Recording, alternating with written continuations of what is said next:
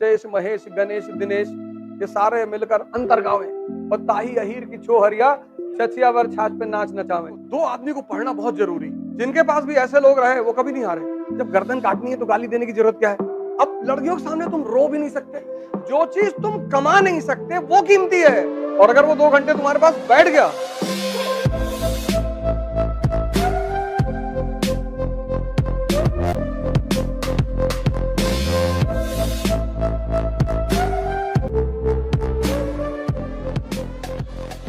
इतनी बड़ी पर्सनालिटी है बुद्ध, क्योंकि बुद्ध का सबसे ज्यादा बल पूजा पे नहीं है, ध्यान पे है। तुम अगर ध्यानी हो तो तुम्हें पता है कि यार पैसा तो मैं कभी भी कमा लूंगा। समय,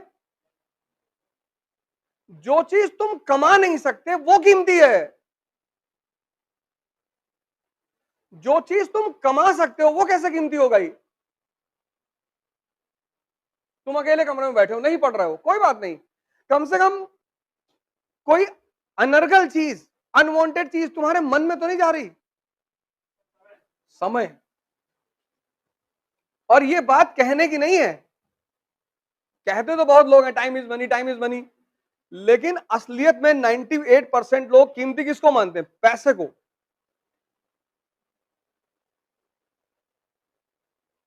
98% लोग दुनिया में पैसे को कीमती मानते हैं। जितने लोग समय को कीमती मानते हैं वो तो पता नहीं क्या क्या करते हैं जीवन में। तुम अपने अगल बगल गौर करना आज से ही, जितने लोग तुम्हें टाइम देते होंगे, जितने, आज से एक्सपेरिमेंट करना और डायरी में लिखना इसको, जितने लोग तुम्हें टाइम देते होंगे वो कुछ नहीं कर रहे होंगे। आज से ये बात गौर करना। कोई एक आदमी तुम देखना अपने जीवन में जो बहुत सामाजिक रूप से बहुत प्रतिष्ठित आदमी हो, बहुत ताकतवर आदमी हो, और वो तुमको टाइम देता हो। तुम्हें जितने लोग, तुम यहां बैठे हो, तुमको वही लोग टाइम देते होंगे जिनकी अपनी जिंदगी में कुछ भी नहीं है, और तुम उनको इसलिए टाइम देते होगे क्योंकि तुम्हें टाइम की कीमत ही नहीं पता।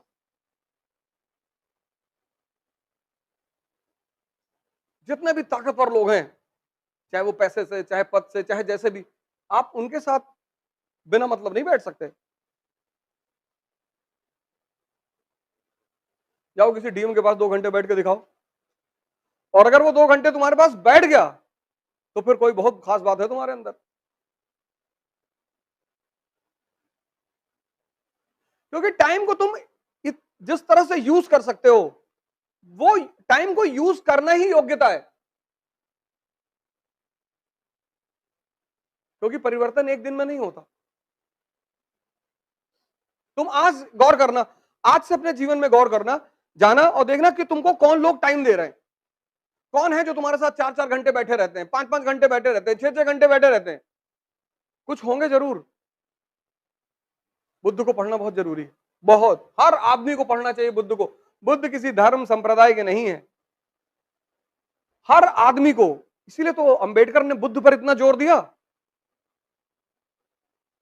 लेकिन जो बात बुद्ध ने कही थी वही बात अंबेडकर ने कहा था कि मेरी मूर्ति मत बनाना, नहीं तो फंस जाओगे।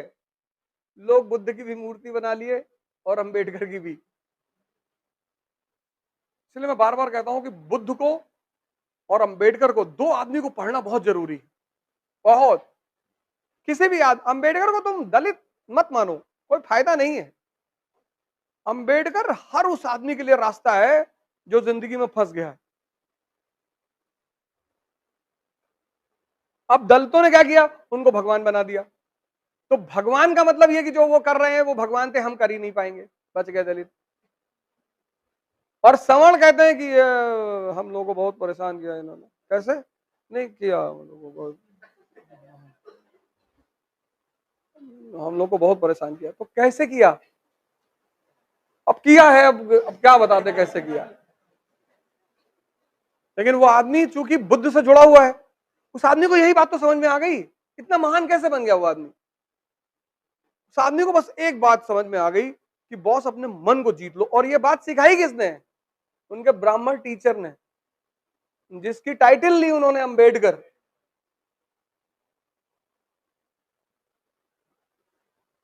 नहीं तो तुम्हें कोई गाली दे और तुम डेली क्लास जाकर बैठ सकते हो? कभी नहीं बैठोगे। लेकिन वो मास्टर जो पीछे बैठा हुआ था ना, वो बताता था कि कोई बात नहीं, कृष्ण को भी गाली पड़ती थी, कृष्ण को भी लड़कियां चढ़ाती थी।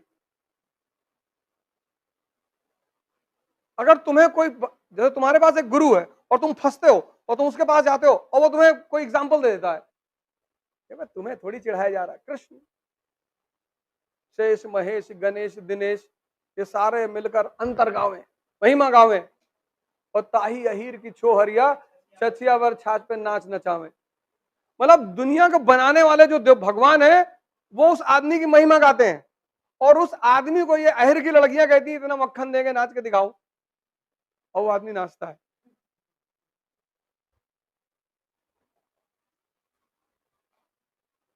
ताही अहीर की चोहरिया, कि इतना पहले नाचो, और वो आदमी भगवान बन गया। और जितने लोग शास्त्र पढ़ रहे थे उनका कहीं कोई नाम ही नहीं है।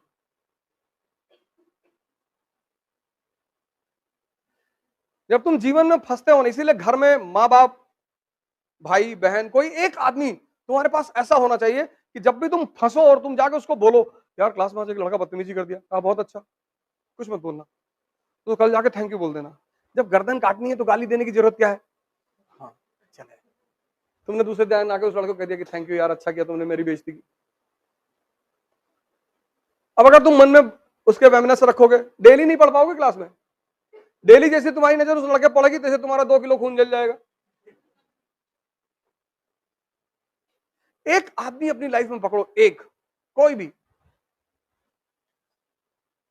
एक आदमी, चाहे तुम्हारी माँ है, चाहे पिताजी है, चाहे दोस्त, कोई दोस्त मिल जाए ऐसा जो तुमको चढ़ाता रहे हर जगह पे, कि डरने की कोई बात नहीं, मार डालो। जिनके पास भी ऐसे लोग रहे वो कभी नहीं हारे, क्योंकि हम सब इंसान है ना, उलझ जाते हैं। तो उस उलझाहट में अगर कोई आदमी आके एक एग्जाम्पल दे देता है तो बस वो हिम्मत बन जाती है। तो मैं गोवा गया, वहां पैराग्लाइडिंग होती है समंदर में, तो हम चले गए, हम करीब 12-13 लोग थे। तो हम जिस शिप में बैठ के गए, स्टीमर पे, उसमें मैं अकेला पड़ गया और बाकी मेरे सारे दोस्त दूसरे स्टीमर में। और हम जिस स्टीमर में थे उसमें करीब 9 लड़कियां थी और मैं सबके पीछे बैठा हुआ था। वो जो पैराग्लाइडर था उसने मुझे लगा कि ये सब करेंगी, पहले तो देखा जाएगा कैसा हो रहा है, डर लगेगा तो कह देंगे भैया तबीयत खराब हो रही, नहीं करेंगे। उसने सबसे पीछे से शुरू किया। वो जो आदमी था उसने कहा इधर आ जाओ। मैंने कहा सर मैं तो पीछे बैठा, इधर आओ चलो। अब मुझे लगा कि अरे भगवान, क्योंकि मैं तो ये सोच के पीछे बैठा था कि पहले ये लोग जाएंगी, अगर कोई थोड़ा बहुत खतरा हुआ तो निकल लिया जाएगा कि सर यहाँ दर्द हो रहा है सर। अब भैया जब उसने पानी में उठाया ना, अरे भगवान, अब लड़कियों के सामने तुम रो भी नहीं सकते, एकदम ऐसे खड़ा हुआ था सर, लेकिन हमको ही पता था कि अंदर हो क्या रहा है। फिर मैंने उससे पूछा, उससे बोट वाले से कि अबे रस्सी टूटेगी तो नहीं? कभी कभी टूट जाती है। हमने कहा समंदर में शार्क वार्क तो नहीं है, अब निकल आए तो तुम्हारी किस्मत। वो और उल्टा बोल रहा था। जैसे भाई एक आदमी होता है वो आपको हिम्मत देता है, कह रहा है नहीं भाई साहब रस्सी नहीं टूटती। तो गोवा का आदमी थोड़ा रफ होता है, होते हैं रफ, वो ज्यादा बात नहीं करते। मैंने कहा भाई साहब वो शार्क वार्क तो नहीं आती? कहा तुम्हारी किस्मत होगी तो आ जाएगी। अरे मैंने कहा यार अब भगवान आज निकाल ले किसी तरह से, और फिर पूरा हनुमान चालीसा पढ़ना शुरू किया।